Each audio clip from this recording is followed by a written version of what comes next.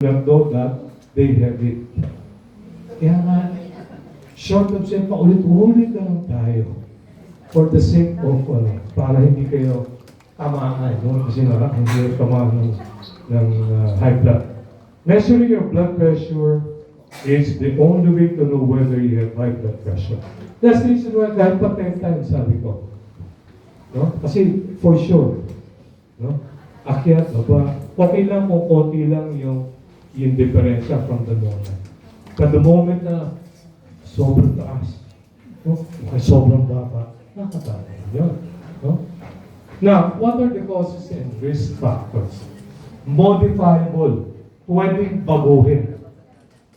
Ibig sabihin modify, pwede baguhin. High salt or fatty diet.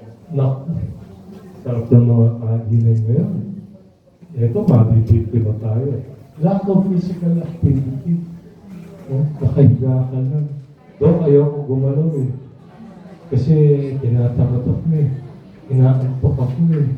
Masakit yung aking mga kasuka-suka eh. Smoking, obviously. Lahat ng vices hindi maganda. Isa lang vice ang pwede. Ano yun? Ano yung vision na pwede na nasa listahan dito? Huwag na lang. Obesity, force, and stress. Sabihin ng mga tao, bakit stress ako eh? Lahat naman tayo stress. No? It's just a matter of managing our stress. And then, non-modifiable. Yan ang wala tayong magagawa. No? Hindi na natin pwedeng mabago. Edad. No? Especially over 65. Genetics. Yung namamana natin sa magulang natin. Lagi ko sinasabi, hindi natin napipili ang magulang natin. Nauna sila eh. So, malimit lang kung ano yung sakit nila, pwede nating mamana. But it's not something automatic. And then, existing conditions. May diabetes ka, parang pinsan. May diabetes ka, may high blood ka. Lalo pa kung if you have some kidney disease. So, it could be an existing, pre-existing, or it could be a consequence of high blood pagka kidney diseases ang involved. Now, how do we diagnose? Sabi nga natin, two numbers. The systolic, yun yung sa taas, that is the pressure when the heart beats. Okay? And diastolic, yung baba na numero, is the pressure when the heart rests. Kaya nga nakakatakot pag mataas yung diastolic. Kasi nakapahinga ka, pero taas pa na nung pressure ng diastolic, which is something very, very dangerous. Kaya nga, among the two, of course, parehong masama. Pero mas nakakatakot pag sobrang taas ng diastolic. Kasi yes. Diastolic na. No?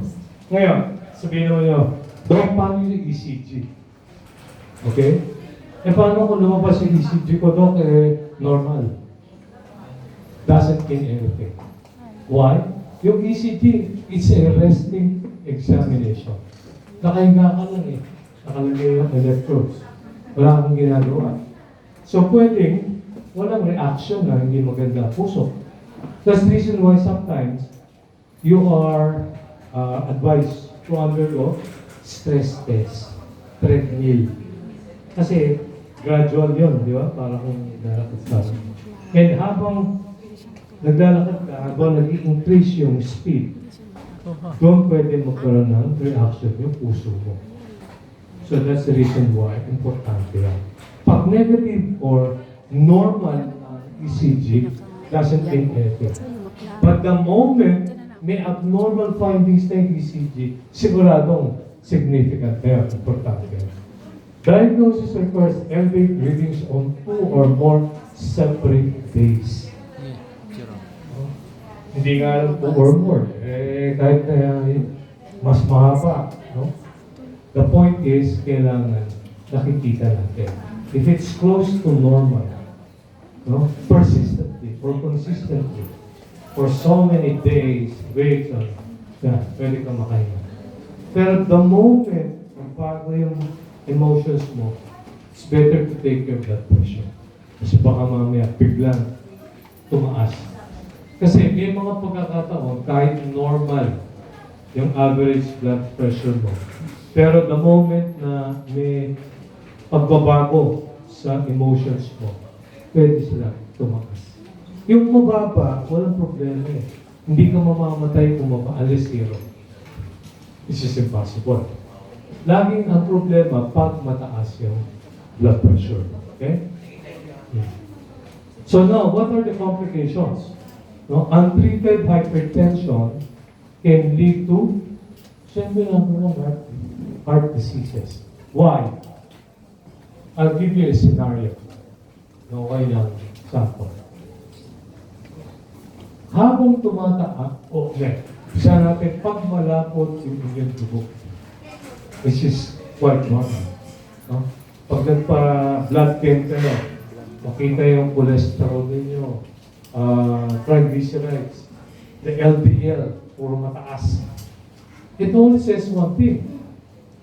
Malapot yung dugo ninyo. So pag malapot yung dugo natin, yung puso natin, mas hirap mag-pump. Parang yan, if you are fond of baking cakes or pastries, habang nilalagyan ng flour, ng chocolate cake, pag hinahalo mo, di ba, ang lapot, ang hirap. It's the same thing that happens in the heart. Habang lumalapot yung dugo natin because of cholesterol, triglycerides, and all of this, okay, napupuwersa yung puso or pump. And the moment yung puso napupuwersa, siyempre mapapagod. That's the reason why eventually mag-give up yung puso natin. Heart failure. Hindi niya kakayanin eh. Napagod na ng gusto. Pero bago pa man nangyari yun, nagkakaroon ng enlargement of the heart. Cardiomegaly. Bakit lumalaki yung puso natin? Hindi dahil sa pag-ibig. Lumalaki yun dahil sa constantly napipuwersa siya mag-pump. Remember, the heart is a muscular organ. So para din yung nag-gym, subjected to constant and rigorous pumping. Lalaki siya. Now, the moment your heart starts to enlarge, hindi na natin mapapaliit yun. No? Wala naman siguro doktor, no, na magsasabi sa inyo, bibigyan kita ng gamot, hindi ito puso. Babalik sa dati puso. The moment nag-start na lumaki ang puso, hindi na natin mapapabalik sa normal. The most that we can do is maiwasan na lalo lumaki. No? Yung further enlargement, yun pwede natin magawa ng paraan. Pero yung papapaliitin mo para bumalik sa normal, definitely hindi mangyayari.